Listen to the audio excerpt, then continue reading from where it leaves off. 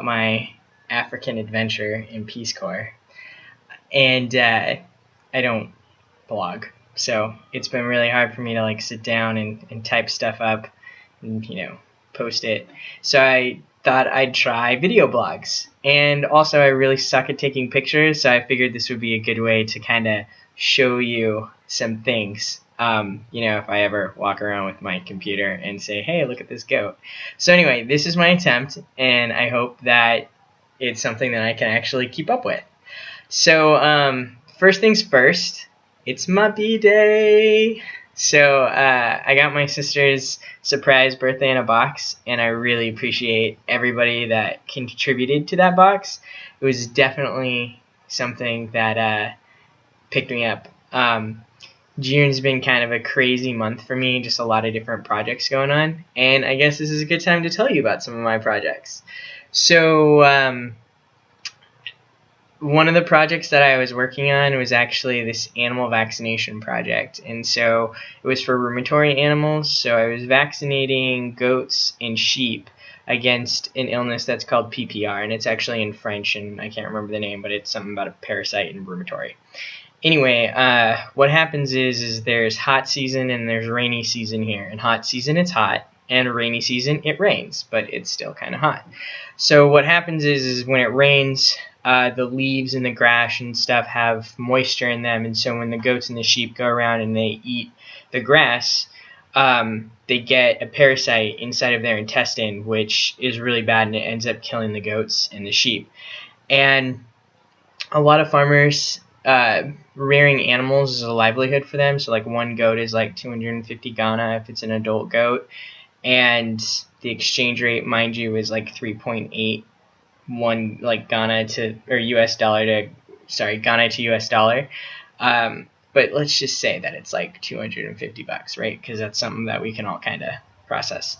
Anyway, so a lot of people lose their sheep and their goats during the rainy season because they get this really bad parasite inside of their intestine.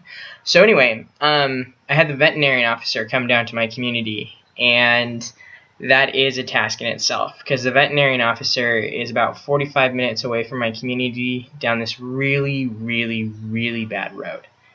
Really bad road.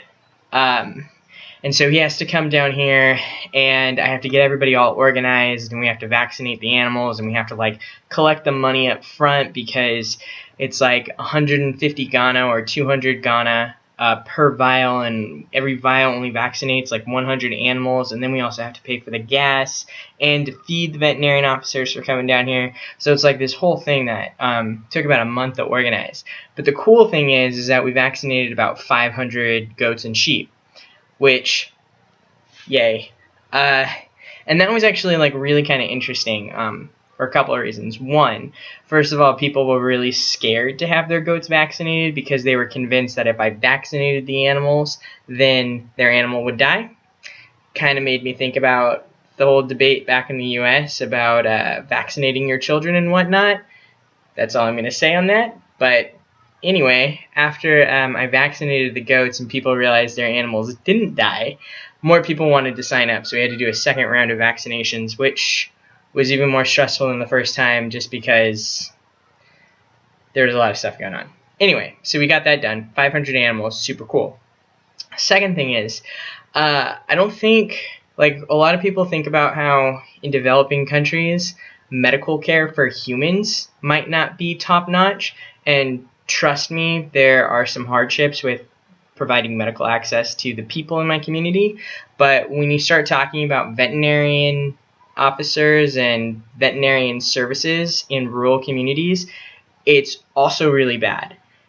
So an example of this would be I vaccinated 500 animals, and the same needle was used on every single animal.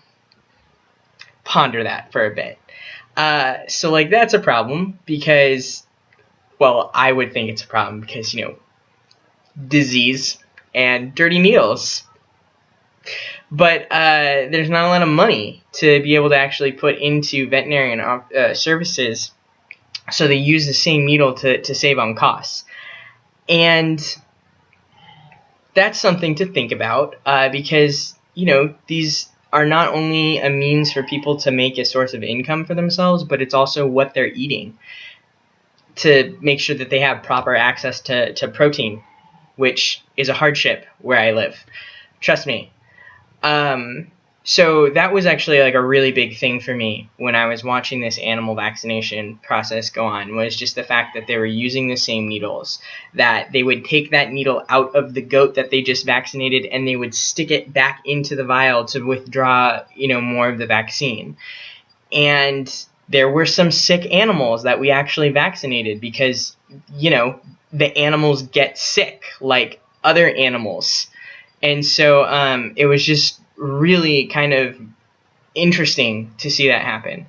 The other thing, though, that was kind of cool is, I don't know if everybody remembers Dr. Quinn, Medicine Woman, but it was kind of badass because, like, this veterinarian officer would, like, see that an animal was sick, or, like, there was this one goat, and it was, like, really unhappy that it was tied up, and so it jumped over the fence and it dislocated its leg, and so the veterinarian officer, like, stopped and like made this splint out of some wood and an old 2-yard or some fabric, and like popped the goat's leg back into its joint, splinted it up, tied it up, and then put the goat on its merry way. And so that was just kind of like really interesting to experience, just like this very like hands-on using resources around you to try to help these animals. And it was just, I don't know, it was really cool. So that was a big project that I'm working on. Right now, I'm also trying to get latrines into my community. I live in a community of about 1,500 people. Probably more than half of the houses are without latrines, so there's a huge problem of open defecation, or what they call OD here. So right now, I'm trying to organize everybody in my community so we can get a grant going through and get some funding for latrines, so we can limit the amount of open defecation. And a part of that, too, is also doing some education in terms of how it contaminates drinking water and is also bad just because it's a health problem all around our community, and this, that, and the other.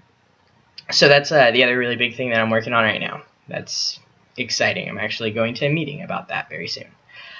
I guess one of the things, too, is an adventure.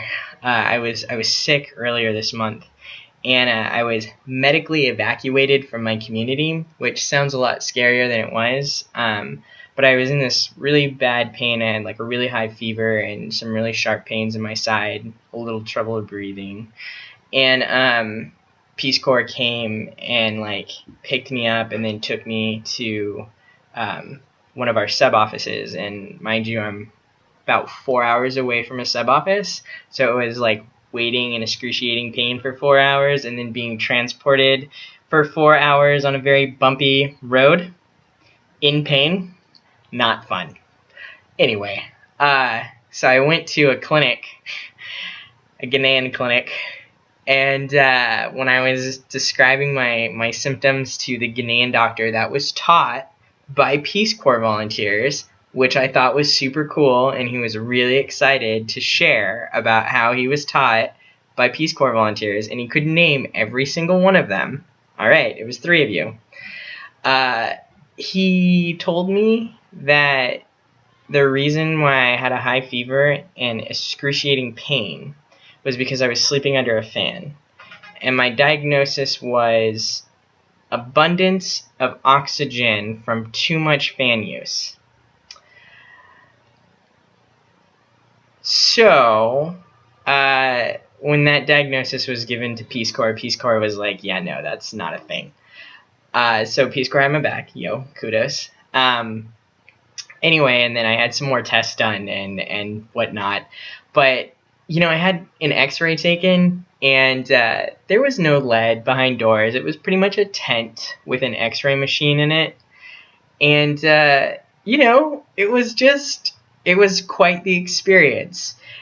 Takeaway points from this. Healthcare, not only for humans, but for animals, is lacking in developing countries. But, people are resilient here. They survive. And I survived. I'm good now. I'm back at site. Everything's chill. But, that was just one of the many things that was going on this month. So, with that being said, after all of the stress of vaccinating these animals and trying to get people to vaccinate their animals and build the trains and being sick, the surprise birthday in a box really helped me out this month, and I really appreciate the fact that everybody was thinking about me for my B-Day. And I don't know, you're all awesome. So I'm gonna try to be really good and sit down and make some little video blogs, because I'm convinced they don't take as much time as writing. And if you have questions, you can email me. Y'all have my email. I'll also post it. Or you can put on my Facebook. And that way, the next time I get internet, which is rare, I can check them and I can answer those questions in my videos. And yeah. So anyway, I hope everyone's doing well. I'm doing great. I'm having a great time here on my African adventure. Kind of like a safari. I don't know, whatevs. So I hope everyone's well. And yeah. Alright, I'll talk to you soon. Bye.